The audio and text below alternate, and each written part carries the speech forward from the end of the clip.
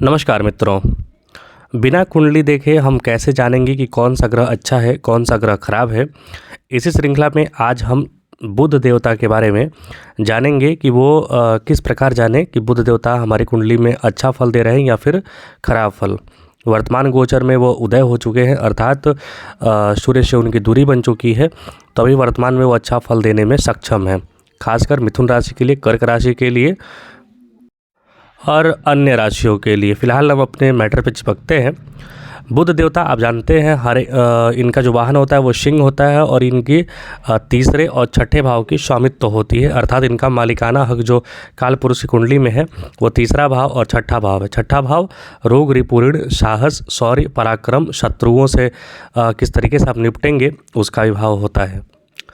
तो खराब होने का मतलब, बुध देवता खराब होने का मतलब या तो आप कुछ वैसा कार्य कर रहे हैं या फिर आपको उस तरीके के बीमारी वगैरह देखने को मिलेंगे। तो सबसे पहले जानिए कि बुध देवता खराब होते कैसे हैं।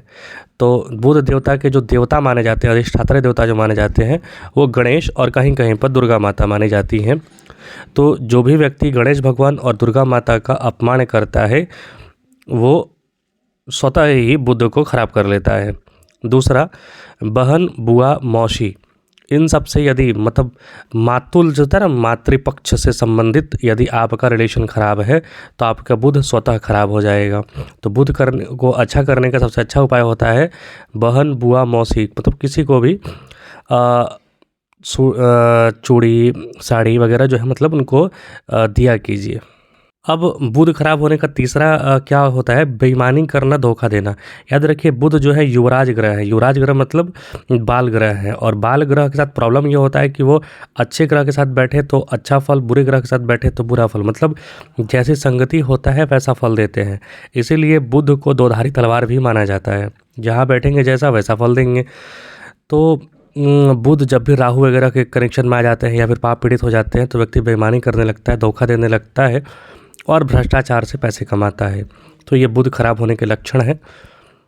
चौथा चीज़ है ढोंगी संतों के चक्कर काटना। मतलब आजकल जो बहुत सारे साधु महात्मा ये सब बहुत सारे मतलब ढोंगी हो चुके हैं, पाखंडी हो चुके हैं, जो अपने आप को भगवान कहते फिरते हैं।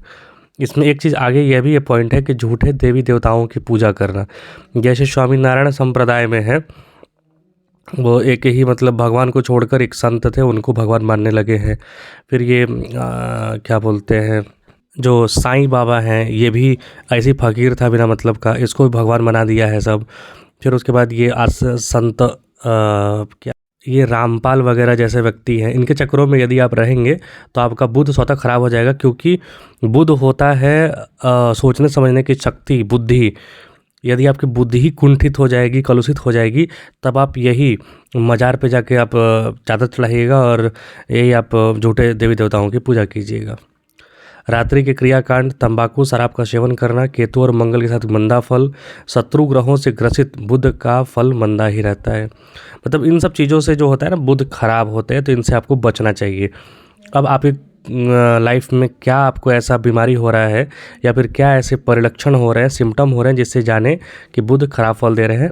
आइए फल दीपिका के अनुसार हम उन बीमारियों को जानते हैं। मोटे मोटे तौर पर देखें तो पहला चीज़, बुध के खराब होने से गुप्त रोग होने के चांसेस बढ़ जाते हैं।